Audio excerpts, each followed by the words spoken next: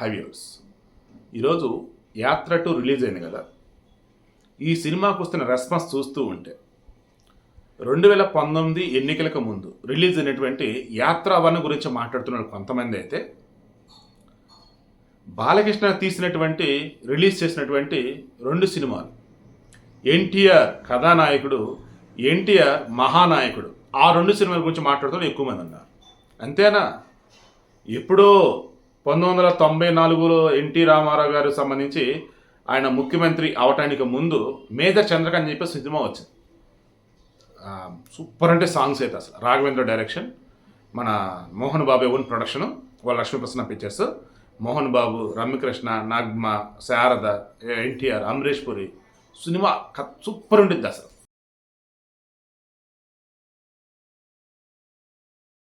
ఆ సినిమా కూడా మీరు గమనించినట్టయితే ఓ రకంగా అధికారం కోసమే అన్నట్టుగా ఆ సినిమాలో మన పెద్ద ఎన్టీఆర్ దేశం అసలు ఏం జరుగుతుంది ఏంటంటే ఆ సినిమాలో చూపిస్తాడు. అంటే అధికారంలో ఉన్న వాళ్ళ తప్పులను ఎత్తి చూపడం అనుకోండి రకంగా, ఓకేనా? అది మొన్న యాత్ర సినిమా ఉంది కదా, ఏది 2019 ఫిబ్రవరి 2 రిలీజ్ అయింది.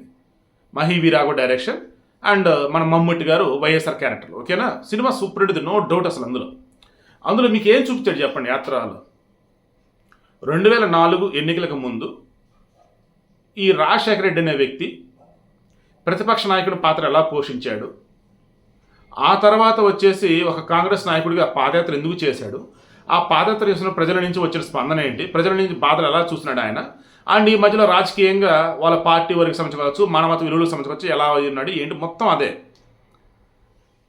సో అది ఆయన కొడుకుగా ఉన్నటువంటి జగన్మోహన్ రెడ్డికి ఎలా ప్లస్ అయింది ఏంటి అనేది మీరు ఆలోచిస్తే మీకు అర్థమైపోయింది.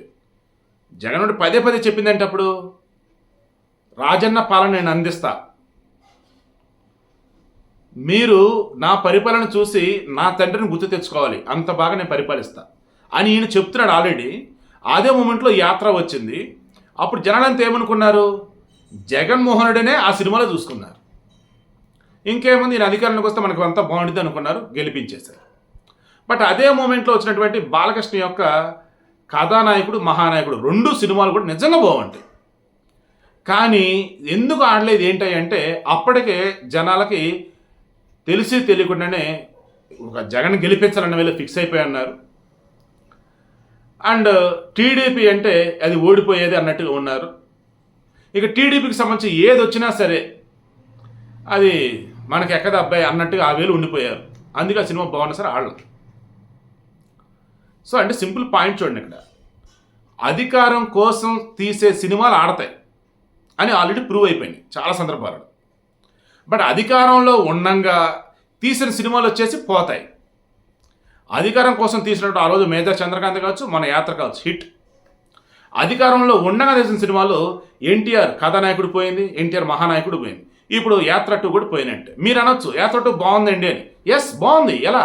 సినిమాగా కలెక్షన్స్ రావు. చూడండి, సినిమాకి ఓవరాల్ చూసుకుంటున్నప్పుడు 40 కోట్లు దాదాపు బడ్జెట్ అయిందట. సరే, కష్టం మీద వచ్చేసి 30 కోట్లు దాదాపు బిజినెస్ జరిగిందట. బ్రేక్ ఈవెన్ రావాలంటే కనీసం 60 కోట్లు గ్రాస్ రావాలట. ఈరోజు చాలా చోట్ల వైసీపీలో టికెట్లు పంచుతున్నారు. అది ఉచితంగా పంచుతున్నారా లేదా టికెట్ కొని వాళ్ళే ఇస్తున్నారా అది కూడా తెలియటం. కొంతమంది ఉచితంగా అంటున్నారు, మరి కొంతమంది ఏమో ఈ మాత్రం దానికి ఇంక సినిమా ఎందుకు థియేటర్లో ఆడించడం, టీవీలో వేస్తే సరిపోయింది, అది ఓటీటీ ఇస్తే సరిపోయింది కదా అని చెప్పేసి అంటున్నారు. బట్ మహి వీరాఘవ ఏమంటున్నాడు?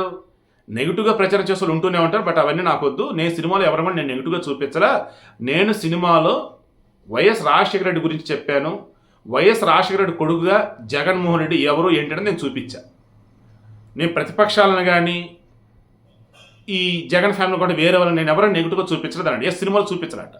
బట్ సోనియా గాంధీకి సంబంధించి ఓ రకంగా ఆమెని విలన పాత్ర అన్నట్టుగా చూపించాడు ఇండైరెక్ట్గా.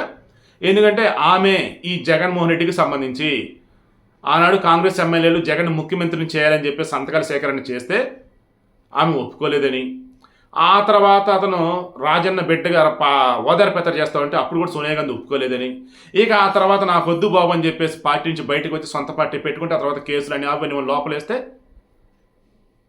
ఇక్కడే అసలు పాయింట్ మర్చిపోయారు వీళ్ళు.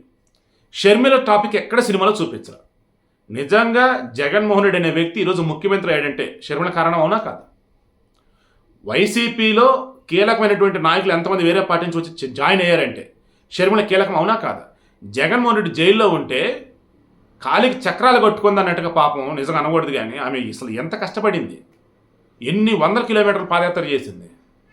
ఆమెని గొంతు పరంగా కొంతమంది కామెంట్లు చేస్తూ ఉన్నా, అండ్ రెండో పెళ్ళని చెప్పి కొంతమంది కామెంట్లు పట్టించుకోవాలా. జగన్ అధికారంలో రావాలనుకుంది, పార్టీ బతకాలనుకుంది, పార్టీని బతికించుకుంది. కానీ ఏమైంది, జగన్ అధికారంలోకి వచ్చిన తర్వాత ఆయన పక్కన పెట్టాడు. చివరికి పక్క రాష్ట్రం వెళ్ళాల్సి వచ్చింది, అక్కడ ఎవరు ఆదరించలేదు. దాంతో మరలా స్వరాష్ట్రం వచ్చింది. ఇక్కడికి వచ్చిన తర్వాత అనరాని మాటలు వైసీపీలు అంటా ఉన్నారు. అవన్నీ జనాలు గమనిస్తూనే ఉన్నారా? ఇటువంటి మూట్లు ఈ సినిమా వచ్చింది. దాంతో జనాలు ఏంటి, డబ్బా కొట్టుకున్నట్టు ఉంది, కానీ ఈ సినిమా ఏమన్నా ఉందా? రోజు చూసేదే కదా, రోజు వినేదే కదా. ఆ సాక్షి ఛానల్ అయితే ఆ సాక్షి పేపర్ అయితే ఇదిగో యాత్ర 2 అదే, ఈ వైసీపీలో రోజు చేసే భజన అదే, ఇంకేమైనా సినిమా అని చెప్పేసి అంటున్నారు. సినిమాలో ఏం చెప్పాడు, కొత్తగా ఏం చెప్పలా, ఉన్న వాటిల్లోనే బెస్ట్ తీసుకున్నాడు. ఇప్పుడు క్లాసులో 10 మంది ఉన్నారు, 10 మందిలో 2 అల్లరి చేస్తారు, కానీ 2 చదువుతారు. అల్లరి చేసే పక్కన పెట్టి ఓన్లీ చదివే అంశాలు తీసుకొని సినిమా తీస్తే ఆబ్వియస్లీ వీళ్ళు చదువుకున్నాడు గొప్ప అన్నట్టు ఫీలింగ్. మరి అల్లరి చేసినంత ఏమైంది ఏంటంటే అని నేను తీసుకోవాలి. యాత్ర సినిమా కూడా అంతే, ఎన్నో లోటుపాట్లు ఉంటాయి. రాజకీయాలు అన్నాక ఎన్నో అవి ఇవి అన్నీ ఉంటాయి, కానీ అవన్నీ వదిలేసి ఓన్లీ రాజశేఖర రెడ్డి అనబడే వ్యక్తి యొక్క లక్షణాలని పుణికిపుచ్చున్న జగన్మోహన్ రెడ్డి మనం నమ్ముకోవాల్సింది నాయకుల్ని కాదు ప్రజలని అని జగన్మోహన్ రెడ్డికి వాళ్ళ నాన్న చెప్తే అది ఈయన ఫాలో అయ్యాడు అన్నట్టుగా ఈ సినిమాలో చూపించారు. సరే, జనాలనే నమ్మాడు, నాయకులు కాదు అనుకుందాం. జనాలకి ఏం చేశాడు ఈయన? 2019 ఎన్నికలకు ముందు ఈయన ఏం చెప్పాడు? చంద్రబాబు లాగా నేను మోసం చేయను, చంద్రబాబు లాగా ఎన్నికల్లో గెలిచి ఆ తర్వాత ఇచ్చినటువంటి హామీలు తొంగల తొక్కన అన్నాడు కదా. గెలిచిన తర్వాత జాబ్ క్యాలెండర్ ఇచ్చాడా? ఇంతవరకు ఒక్కటి లేదు. ఆల్మోస్ట్ పదవికాలం అయిపోయింది. మెగా డిఎస్ అన్నాడు, ఏమైంది? మెగా డిఎస్ లేదు, ఏమీ లేదు.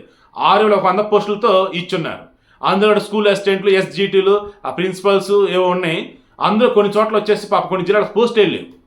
ఏమైపోయి ఇప్పుడు వాళ్ళంతా 2019 ఎన్నికలకు ముందు ఇదే జగన్మోహన్ రెడ్డి రేపు మన ప్రభుత్వం అధికారంలోకి రాగానే 20,000కు పైగా ఉన్నటువంటి పోస్టులు మెగా డిఎస్ ఇస్తాం, మరలా ఎవ్రీ ఇయర్ ఖాళీ అయిన పోస్టులతో డిఎస్ ఇస్తా ఉన్నారు.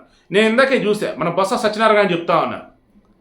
ఇప్పుడు ఒక టీచరు ఈ సంవత్సరం మధ్యలో కనుక రిటైర్ అనుకోండి, విద్యా సంవత్సరం మధ్యలో ఆ టీచర్ చెప్పే పాఠాలు ఇవన్నీ పిల్లలకు బాగా అర్థమవుతున్నాయి. ఈలోపు ఆ టీచర్ మారిపోయాడు, కొత్త టీచర్ వచ్చాడు, అతను చెప్పేవి అర్థమై ఇబ్బంది పడతారు. కాబట్టి అలా వద్దు, ఇక మీదట టీచర్లు అన్నవాళ్ళు సంవత్సరం మధ్యలో కాకుండా సెలవులు ఉంటాయి, ఎండాకాల సెలవులు, అప్పుడు రిటైర్మెంట్ అయ్యే విధంగా మేము స్టెప్స్ తీసుకుంటానంటే ఇందాక బొత్స చెప్పాడు నాకు.